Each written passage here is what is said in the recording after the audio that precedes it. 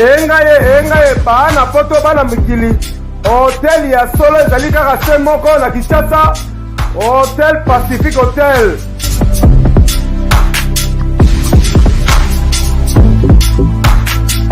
Ezali na balabala ya Kitoko Kabamba Wangata, précisément na avenue Luvungi numéro 146 na commune ya Kinshasa.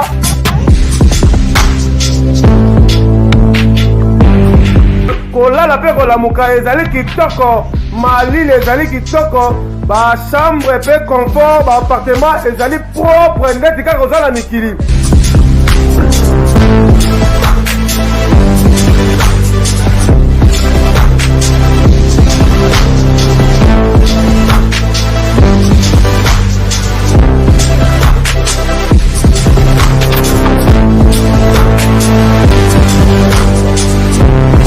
Kuna kolia cuisine africaine, cuisine européenne.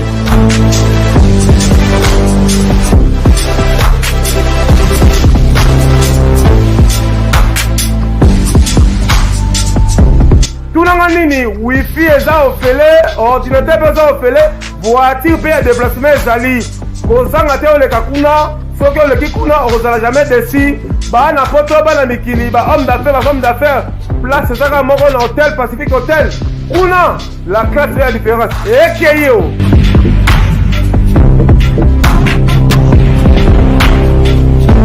Botondi la bande ko balandi émission na baka télévision to salina tindika na mona mboka ya Nixto Pika to meko kusolo la pima kambo etali ba mboka parce que kolala ko la mugato monito na mboka na biso côté social to baki atena c'est salemi nzaleleki pai souffrance le 8 mars kalaté pas si leki makasi to yoko luka mona mboka leader de l'opinion.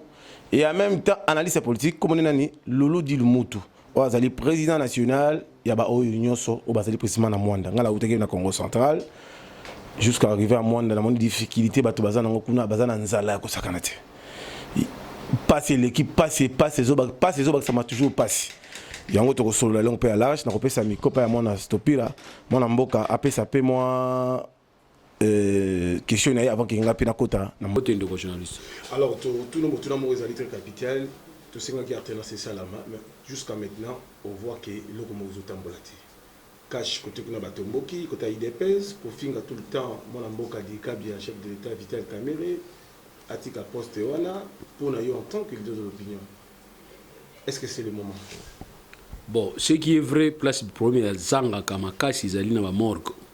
Place où on a battu balali, batikali tranquille. Mais place on a promis zanga kaka parce que c'est moi ce courir qui ils a problème pour na bateau bakufi. Donc place bateau bazali makambo zangate. Mais ce qui est important dans la vie, il faut avoir toujours les mécanismes de correction, na mécanisme de réparation de problème sur les zali na la communauté. Ça c'est beau tiango déjà malam. Et on appelle ça ba couple nous ce conseil. Boyo kanaka déjà nini boko sala so premier. Comme ça so premier boko se référer na oy boyo kanaki nango. Mais dans un groupe où il y a des problèmes, mais où bazali na difficulté à trouver la solution à malamuté. Netinga nazali vraiment contre que INC na IDPS babanda kuluka ko bunda lelo, nazali contre que cash na FCC bayoka na ko bunda lelo. Naza vraiment contre à partir du moment où le basalaki les zali ko pesa net exemple en Afrique mobimba. Le but yoga qui côté moko aboyi ko pesa candidature na Côte d'Ivoire, il pas continuer na cadence ko baki na kota na la troisième mandaté. Donc tout ça to ko baki référence à RDC. Mais les loso to bomi ngo biso moko parce qu'il faut to bomango eza makasi. Mais mon mboka Vital Kamerhe to landi parlementaire de Gou et IDPS pasteur Guili bazo ko annoncer que retour il y a mon mboka Mendo Malanga. Je le makelele par incompétent selon vous en tant qu'analyste politique. Bon, on a publié qu'on peut na page na Facebook. On a le baki. Oui, on a publié qu'on a face compte na Facebook, on a le baki que tozana nie, tozana masuba. So il le bito sokola guinie et qu'il est to bani ko sokola masuba, c'est que tu évoluer. Donc to lo wana masuba to no sokola maya propre. Mais où est-ce que tu es na masuba puis tu vas na kokanisa kozonga na nie na bengi mutuniete mais tu vas na kozonga dans un régime où yali mabeko leka. Dans la vie il faut savoir choisir les moindres mal. Donc moi je crois peut-être les moindres mal nous sommes maintenant dans l'alternance. C'est les moindres mal. Les vrais mal les aigi otozagi na ngolubi. Mais aujourd'hui nous sommes des gens dans les moindres mal. Total la ndenge to kolongwa na moindre mal to komana moi bien. C'est ce qui est important. Donc nous sommes dans un idéal. Nous devons faire en sorte que total la commerce que tu matamale malem poto longa bisika to utaki amabe to ina bisika mabe itoke le bisika ya moi malam. C'est ce qui est important. Bandeko na biso ya IDPS bazana besoin de changement immédiat. Changement c'est salami déjà. Mais bani komo na ngote. Donc pour na bango changement zani. Normalement pour na batu mususu changement zalaki président Sika, premier ministre Sika, parlement majorité Sika, procureur Sika, juge Sika, chef de quartier Sika, batu na bango. Vous comprenez? Or, l'État va changer en l'État va changer en d'une manière générale, na ba tête, ba animateur, ou bazana ba esprit ya Sika to kotinango. Oya kosenga menda zonga, c'est que bosani ma menda sali. Na kokamwate parce que batu mususu tango kabila musée yaki, ba ngwe ko lela Mobutu. Mais batu basala ki ba Mobutu alongo ezaka biso. Tant to bengani Mobutu to miko lukasiko, ah Mobutu azaki bien, wana Mobutu azaka kofi na Maroc. Musée za malamu te Mobutu mtazaki bien. Kabila longwe biso to lingaki alongwa. Lele komba batu mususu na landi ngamo na landaki na matoi nanga. O kabila papa salo zonga limsa biso na betu salaki. Donc auto bengaka éternelle satisfaction. Est-ce que le mandat du chef de l'État Félix Antoine Tshisekedi Tshilombo, le gouvernement Congo à l'émergence, a rappelé la chance pas en 2023 ou bien a la difficulté, selon vous?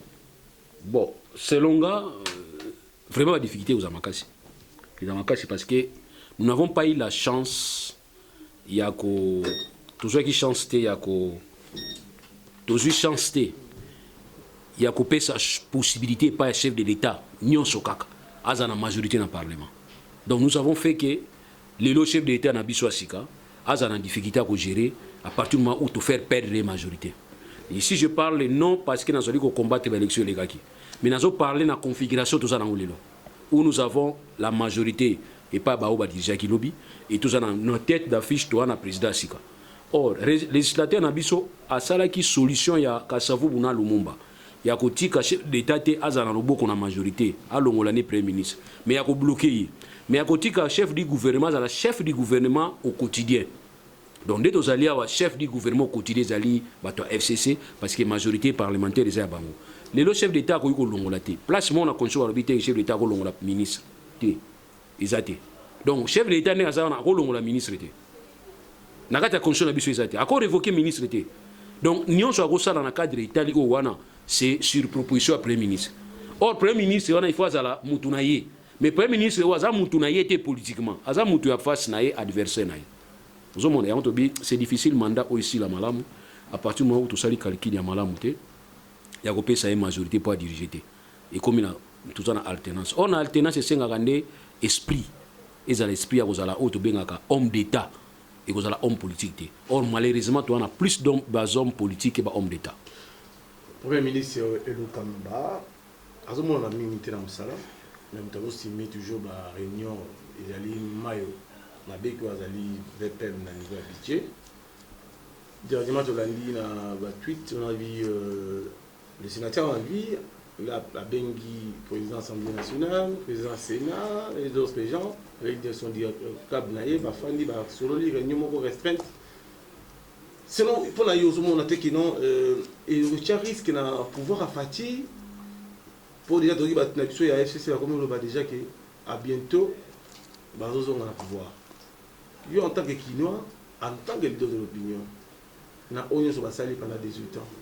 Message n'est pas au pays à la bango, conseil n'est pas au pays à la bango, mais qu'il est tanga. Toujours dans le système, il y a le Souba, ou bien qu'il y a le système, il y a Sassou. Bon, problème, toi, on a un mingi, Zani. Nanyon surtout mon aranamukil. Yango permettra biso to zoba décision. So il est sali système ya auto bengi semi présidentiel, c'est parce que tu dois comprendre le système présidentiel dès to zako vivre nango na tango ba Kasavubu malheureusement président zali ko uta toujours na congrès, premier ministre uta na congrès, to na ba défaillance hein. Défaillance c'est zaki makasi poani parce que l'émanation a des pouvoirs ya tête exécutif ezaki na kati ensemble na kati ya congrès. Donc premier ministre a uta na congrès, président uta na congrès. Or na kati ya congrès wana majorité ezaki premier ministre. Et tout ça, il y a un système semi-présidentiel. Or, on a plutôt système présidentiel. Or, on a un système présidentiel, président Rolongo, le premier ministre. Système de la président Rolongo, le premier ministre. Si le premier ministre a dit non, on a posé acte politique. Comme on a une majorité au niveau du Congrès, donc c'est une révocation dans le Congrès. Donc c'est que le président, le président. Ça crée des problèmes. Et ça, là, que le législateur a trouvé solution. ya kotia ba mécanisme de protection lelo yango moni président de la république akoyi kolongola premier ministre te premier ministre ou même na rêve akolongola président de la république. Donc nous avons trouvé une solution. OK. Maintenant par rapport na biso oyo bisinga que président sénateur à vie a bengisi président de l'assemblée a bengisi président je ne sais pas ya banani ba kei ko côté sénat. Mais législateur na biso a permettre ngo a permettre parce qu'à interdire ngo te. Donc ils peuvent se rencontrer na kati rencontre une matinée politique. Donc président Sénat akobina na kati. Président ya assemblée akobeta mbunda na kati na matinée politique. Ils ont problème te. Mais balobi boy, premier ministre na ministre incompatibilité ya kozana à charge na kati ya parti politique. Donc ce qui premier ministre na ministre ya exécutif ba ke kozwa responsabilité ko beta mbunda na parti politique toi ko ba réunion politique ya ba niveau miné ngwana to ko landela bango ko ba ke bo violer loi bo violer constitution mais président Sénat batiki ya libre président ya parlement ce qui assemblée na azani libre akobeta ne mbunda na PPRD akobeta ne mbunda na IDPS ba ko sale lo côté yango moni Jean-Jacques Kabunda premier vice-président ya assemblée nationale à Képé comme ça une matinée politique n'avait mais bon là il parlait comme président AI il y a IDPS il ne parlait pas comme vice-président il y a une assemblée mais ce qui loi il va dire que de élargir champ et à la présidence Sénat et à la membre et à la sénateur nyonso et à la député et à la premier ministre et à la ministre moko a cause charge na ba parti politique na bangote est-ce que ba ko ta réunion non. Avant que je n'appelle sa parole pas à stopper à Tindika, question Moïse un peu à curiosité toujours. Le chef de l'État a salué ma voyage au moins 4 fois aux États-Unis. Bambi une fois pas Donald Trump, mais l'Amérique est obligée, le chef de l'État, bah kabwana partenaire. Mais jusqu'à maintenant, tout le monde a marié, ça continue. Souffrance, ils ont au bac ça. Après une année. Tu vas année cotiser année action, mais on voit de morts, c'est fait. Général Kayimba Koufi, tout le monde qui connaît Moutane la Koufi, tout le monde va bêter qui Moutouboye, va lever qui voter, Koulouna zone, tout ça, va érosion, va vieux Okbaya, tout ça. Est-ce que, vu en tant que Ndiaka, en tant que banca, aux hommes en danger, à coup d'État, ou bien aux hommes en danger, tout ça, bien, Bassalanine, c'est l'homme. Obéir la communauté internationale. Ce qui est vrai, c'est que moni ndoki arrive ça on relia yo kubanga ta relia ote. Parce que ndoki za posa relia mbala moko po kufi yo po yiba sote ko kufa. Pour éviter ba to kufa ba yiba kufa na éviter ponga na kufa te. Mais ndoki so akali na rodame yo na relia yo kubanga ta relia te. C'est que kisi relia ici sili. Ba coup d'été za sala makala. Ba zo no se ba tout. Coup d'été c'est salami yo za na étranger ba ngo fali que président adopter sa discours na exil. Donc oza kuna coup d'état c'est seulement qui brisque. Mais au coup d'état ko sala malendi. Nana monate. Yo nana monate. Ba obansara ba tout pour rien. Ba obansa. Nana on sala coup d'état. Alors ça on poisonné. Avec quelle configuration? Les coups d'état ça s'est préparé de l'extérieur. Potongi bakangi ba arme na mboka. Bakangango trop. Bakangango mingi. Bokanisa bien. Ba cache d'armes na ba côté kuna zaki trop. Bazo karango chaque jour. Ils aillent pour un coup d'état. Ils ont comprendre que Mboka na biso yakobi passoire. Ici, je voudrais interpeller aussi les Américains pour dire que beaucoup Haram peut quoi battre na Mboka na biso. Ba rebelle ba quoi battre na Mboka na biso. Et surtout que chef d'État peut si position pro-Israël. Ça aussi, ça peut nous déranger plus tard. Donc les Américains aussi n'est pas na bino disposition pour na ba Somalie, pour na ba Éthiopie, pour ba base na bino côté qu'on a pour protéger je ne sais pas quoi contre Al-Qaïda. Il faut déjà prévoir.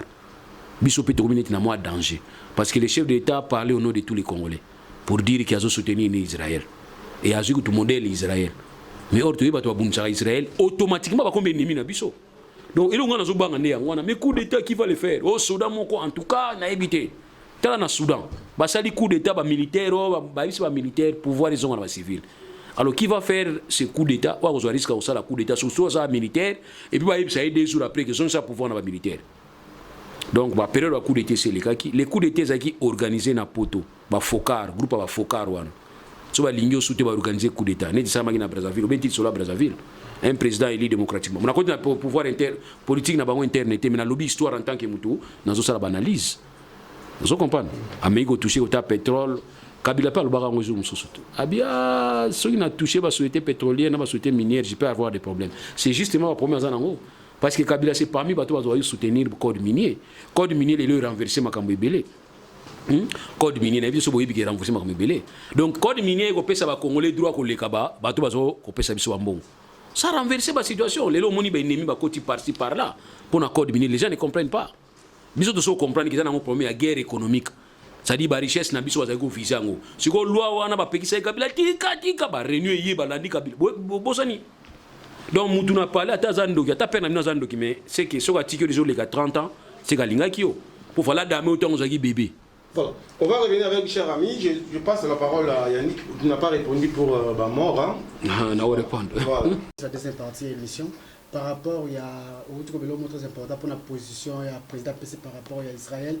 Mais comment on a critiqué la communication il y a président bandi comme FCC babi qui n'a pas bondi pendant 18 ans pour l'ingérence mais comment on a président comme qu'on ça déjà tendance mingi pour na libanda au Kolobani par rapport à mécanisme na bango on va FCC bon bah FCC na linga so ba pesa biso ba leçon te mais ba bondeli quand même pendant 18 ans que l'ingérence ça ba so ba bondai pendant 18 ans pour ni ba longwe après 18 ans c'est ça le problème. Donc on a ni contre bango on a pour bato IDPS bato IDPS ba concerné na komi pour bango tena pour ni bino ni bango mais pour na yaka moko que politique to na ngo les deux politiques ils allaient mener par Félix Tshisekedi. Or na niveau etani ma niveau ya affaires étrangères et ça sous domaine réservé à chef de l'État. Kala yala qui domaine réservé. Aujourd'hui c'est le domaine à concert, il y a collaboration. Donc moi je voudrais seulement ba l'observation boy. Est-ce que président Mboka au regard de l'article 91 na balinéa nango ya C1 est-ce que le chef de l'État a se concerté qui quand même na gouvernement na yé pour appeler sa position ya pesi wana ce qui za yango tant mieux mais ce qui za yango te to reprocher chef de l'État qui cohésion to senga qui na cohésion gouvernementale chef de l'État zolinga ngote parce que le chef de l'État au regard à la constitution azali président conseil des ministres or il faut qu'il y ait concertation collaboration. Surtout dans le domaine où tout est sur défense intérieure na affaires étrangères. Donner cette position, ils ont un caractère, ils ont vraiment hautement qualifié. À côté de sa déclaration, il y a une concertation dans le gouvernement. C'est ça l'obligation, ils ont l'obligation à législateur. Donc ici, le chef d'État n'est plus libre dans la politique internationale, à mener sans que le gouvernement soit associé. Donc moi, il y a une question. Mais il y a 18 ans. Pendant 18 ans, il y a un regret dans 18 ans. Donc, Moutou a sali bien à 18 ans, après 18 ans. Donc, bon, le Makambona, pour Nangaï, vous méritez, vous méritez, vous se taire après 18 ans. Donc, il y a ça, on a le biquet, se taire. Base de 18 ans, mon sous, baby, ça peut après 18 ans. Mais en tout cas, par rapport après, se taire. Bah, Congolais, le Rolanga, bah, ça va vivre, ça va leçon. Tu vois, mais il y a une technique. Ni pour Tshisekedi, ni contre lui. Monsieur, son Excellence, Monsieur le Président. Article 91 et puis obligation dans 3 domaines où on a aussi concerté. Est-ce que vous avez une concertation pour la politique, il y a gouvernement face à la position à Israël ou bien pour ou bien contre? Ceux qui ont dit tant mieux, ceux qui ont dit un chef d'État en tout cas, prochainement qu'on soit déclaration, il faut se soumettre parce que c'est ça l'esprit à législateur. Tu as vu que RDC est un pays laïque, mais à part la RDC, tu as vu que 2021, président de la République a l'Union africaine. Position là peut gêner peut-être le pays sur les balles comme pays à club même. Bon, biso totangi ça ba contrat d'une manière générale. Na ba contrat to zape na auto tangi ba droit ya commerce, droit commercial. Na ba droit commercial o to zagi na même o awada elobike na kati ya conseil. Il y a un président du conseil et ana ba membre du conseil. Ba zo so ba délibérer. Na délibérer wana ba ko ba décision. Mais ba lobike voix ya président zaka prépondérante. C'est-à-dire, si vous avez une décision, vous pouvez départager, vous avez droit au président. Donc, pour dire qu'un président peut aussi avoir son avis. Ils étaient commis président de l'Union africaine, ou commis Hollande, ou non. Vous avez la position. Donc, le chef d'État a donné sa position. Et il a donné sa position comme président de la République du Congo, un pays souverain. Moi, je regrette seulement que ceux qui n'ont pas pris de décision sans se concerter dans le gouvernement, il y a article 91 lobby. Entre non, Azaki président boxe, boxer balingi israélité, c'est pas notre problème. Ouazaki président Jido, Jido comme l'Ingi Israélité, c'est pas notre problème. Nous, notre problème, il a déclaré comme président de la République identique du Congo un État souverain. Par rapport à ça, ce qui t'ont reproché dans le gouvernement. Et le gouvernement t'a reproché, donc c'est que l'unité africaine, c'est en dehors. Dans l'Union africaine, nous avons été agressés. Est-ce que vous voyez que Bango a annulé le résultat de l'élection? Sadek, alors, bon, donc c'est que tout le monde est pour, tout le monde est contre. Ok, na niveau ya union, na niveau ya unité, soki na bino na soki Éthiopie na bino kuna. Yeba boye bango bien que pays na pays za na vie nango. Ya ba tchaka vote. Na vote wana babi que o azali président za na pouvoir à ko délibérer, ya ko déba ko départager soki égalité ezali. Donc botika biso ko distraire biso. Soki union africaine na bino na soki décision nango pour soutenir je ne sais pas quoi italien. Soki président République a su position na ye, reproche nanga izaka moko na bino siko. Le reste il est libre. Clair, le choix est clair entre les frères et l'ami, clair par rapport à Israël. Voilà toujours la FCC. La FCC va comme Makasia. Fallait pas savoir Makasia au la solution la société pendant 18 ans. Vous avez Makasia à Mobutu, oui, ça c'est l'histoire. Mobutu Alwaki Bouy. Mobutu Yoka Alwaki. Entre un frère et un ami, le choix est clair. Mobutu était le premier à corrompre, il y a une rupture diplomatique entre Bissona, Zaïre et Israël. Pour une position à Israël face à la Palestine, Mobutu a se plaint. Il était le premier. Il y a un Mobutu entre un frère et un ami, le choix est clair. Il a choisi Palestine parce que pour Mobutu, Palestine est beaucoup plus proche de Bisso. Maintenant, je pose à vous la question, les hypocrites. Tant que Palestine, il y a Yasser Arafat et Hossein Abisso au niveau unité africaine, a intégré comme étant membre, va reconnaître parce que Palestine, il va reconnaître comme État. Quelle était votre position? Vous avez refusé? Vous avez toujours comme observateur. Yasser Arafat venait assister à la séance de l'unité africaine sur l'Union OIA. Il venait comme un simple observateur qui n'avait pas droit à parole. Les gens ne peuvent pas dire que ce qui est Mobutu va distraire. Mobutu va vous le dire, il n'y a pas de Mutalibosa aux zones sans qu'il y ait une histoire. Il était le premier à couper. Et il était le premier, ça qu'on considère que Ningana a sauté premier. Oh non, je vois les intérêts. Vous voyez bien, ça c'est l'histoire. Il ne faut pas nous distraire. C'est sa position. Tu dis bien sa position, chef d'État Zouaki. Mais moi, s'il faut critiquer position, je vais critiquer cette position à l'interne. Ce qui position là, qui procédure, au regard de 91, qui a se concerté qui n'a gouvernement n'a été pour sa position. Parce que affaires étrangères, l'objet qui est réservé à Mobutu. Na défense, na intérieur, na banque centrale, ils ont réservé à Mobutu. Mais Bisso avec la nouvelle constitution, il y a 2006,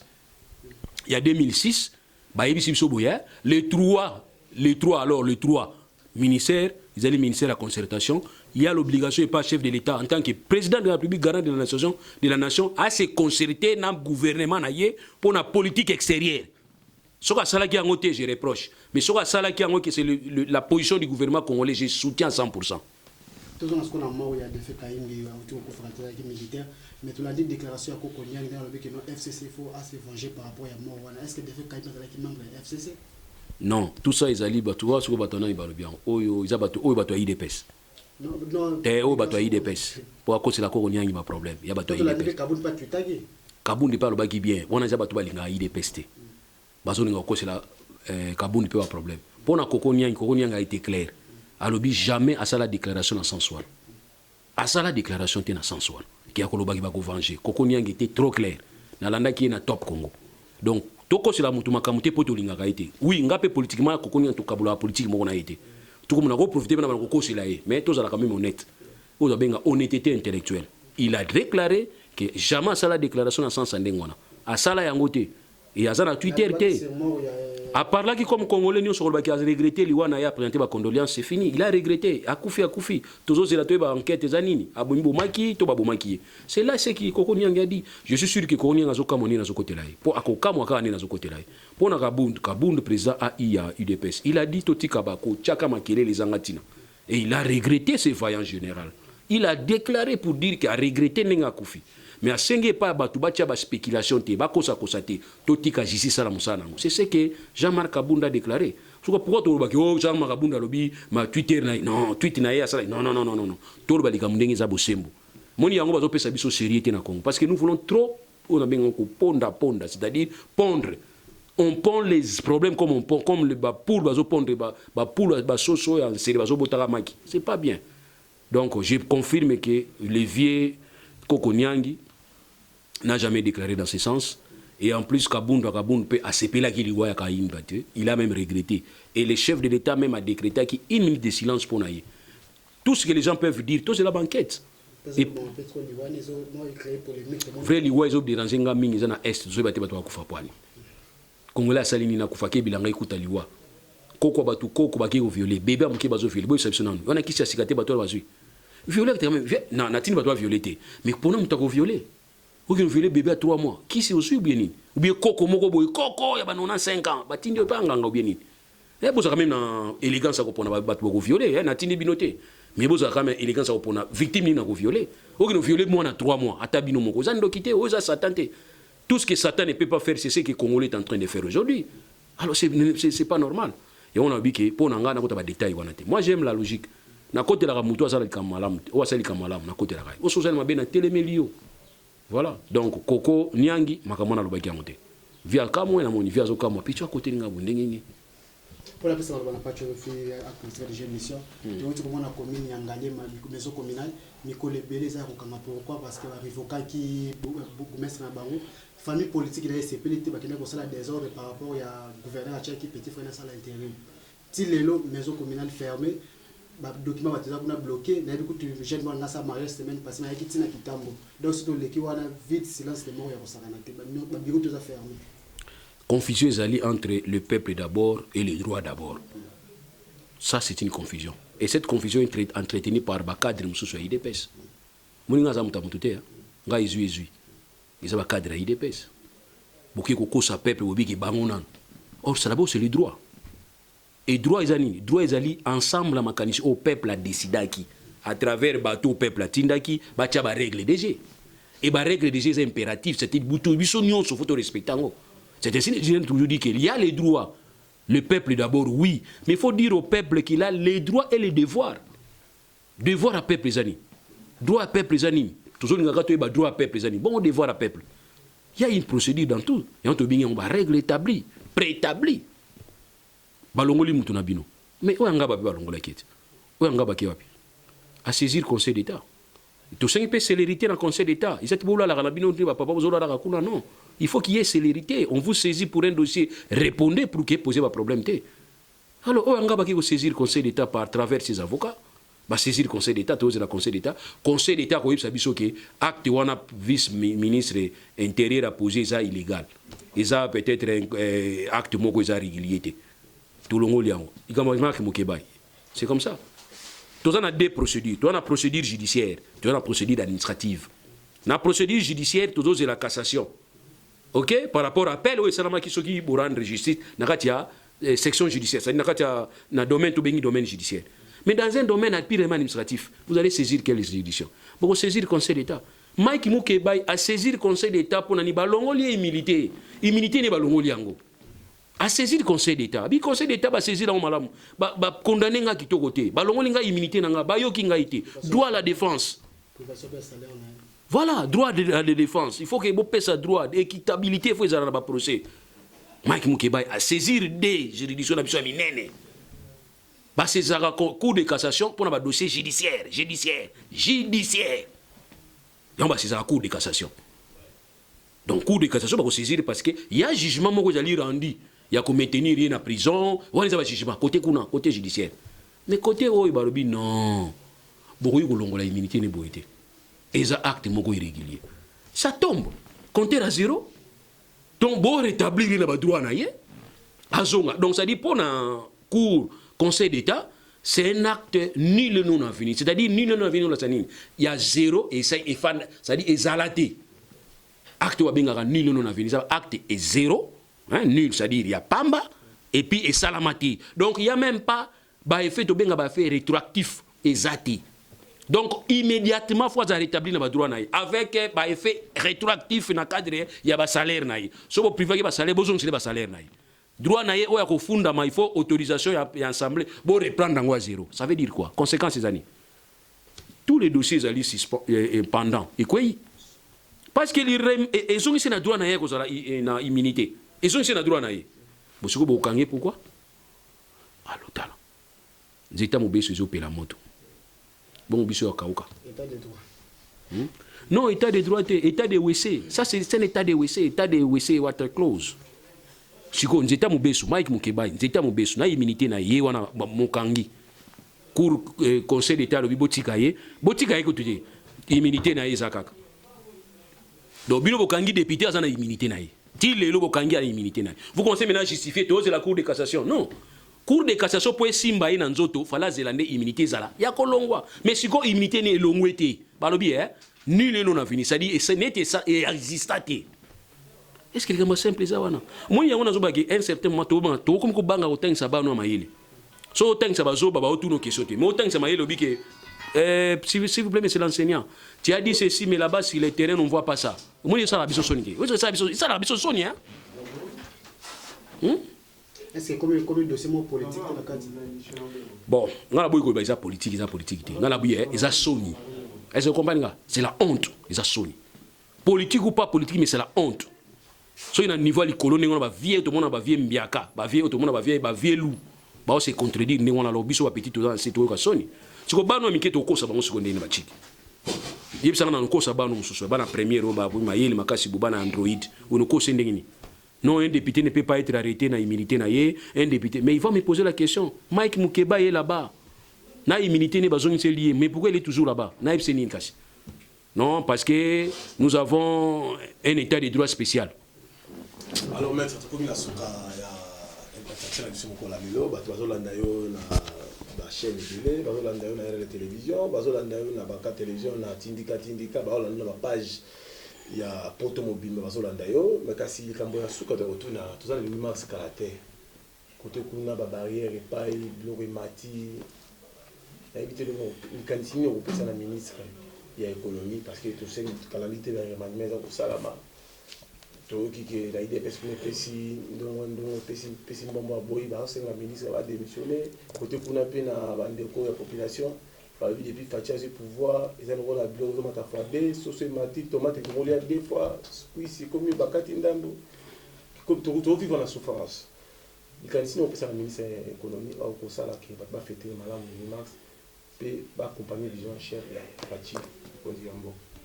Bon, Pachi, question les appassionnés, n'a pas ces conseils. Il n'a pas ces conseils simbaté parce qu'il y a un secteur où on va s'occuper. Il faut plutôt n'a pas ces conseils pas dans la facilité à retoucher les deux secteurs. Et tu as deux échelons à pouvoir. Nous avons le pouvoir central et nous avons le pouvoir au niveau exécutif provincial. Et plutôt exécutifs provinciaux, ou gouvernements provinciaux, dans le cadre de la décentralisation. Or, dans ce cadre, nous avons des compétences exclusives et des compétences concurrentes. Vous comprenez? Alors, on a des compétences exclusives, il y a gouvernement central, il y a gouvernement central, il y a gouvernement provinciaux, il y a gouvernement provinciaux. Commune, il y a dans le cadre de la décision ensemble. Mais l'économie, à un certain niveau, il y a des paliers.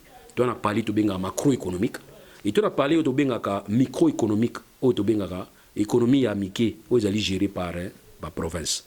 Mais macro cadre macroéconomie, c'est un cadre où il y a mineni. Mais ça peut être incident. Incidence ces alliés. Donc, des décisions où à niveau de la province, ça peut créer incidence sur le plan macroéconomique.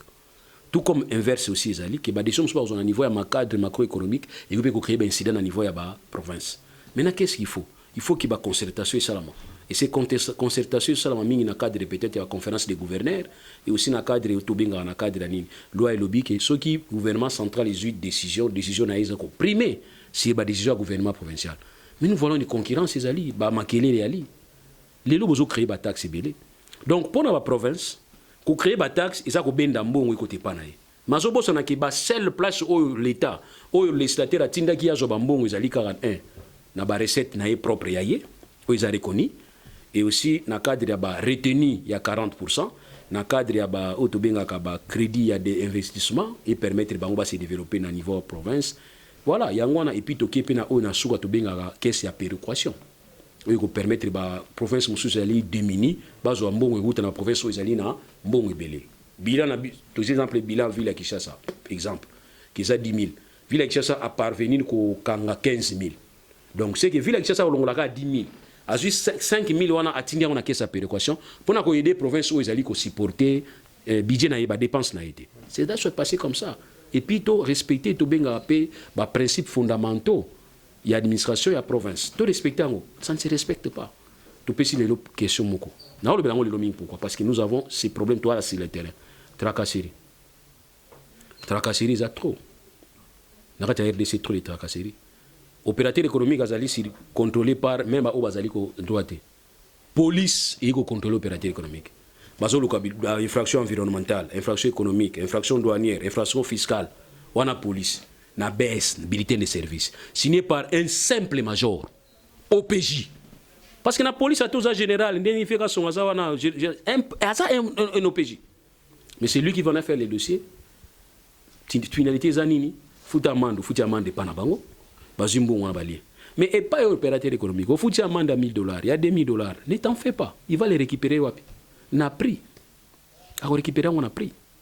Ba taxe belé bezo comme. Le don taxe mso bengi taxe à reconstruction. Taxe conventionnelle à reconstruction. Vous faites payer les opérateurs économiques 5% SIF. A go fout wapi. Na conteneur na yena ngo fouti 5%. C'est bien.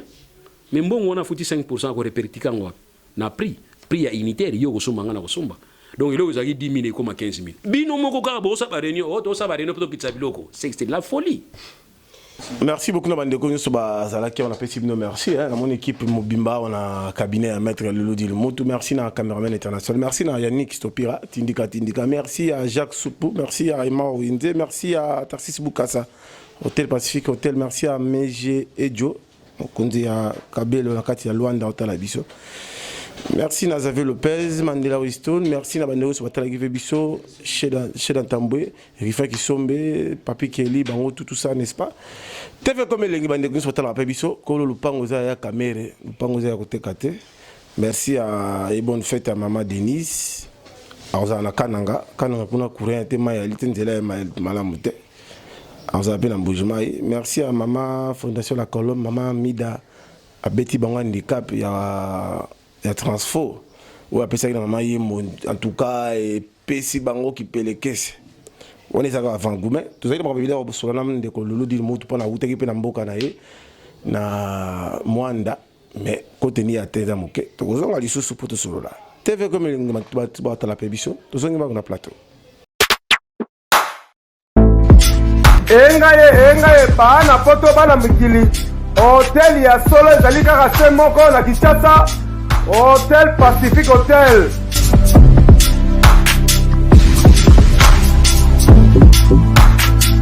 Ezali na balabala ya Kitoko Kabamba Wangata, précisément na avenue Luvungi numéro 146 na commune ya Kisasa.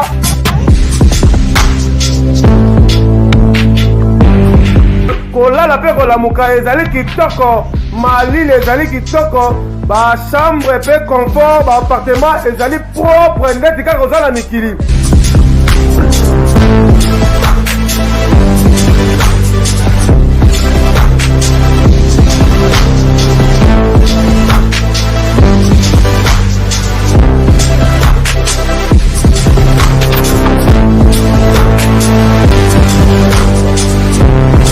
Kuna kolia cuisine africaine, cuisine européenne.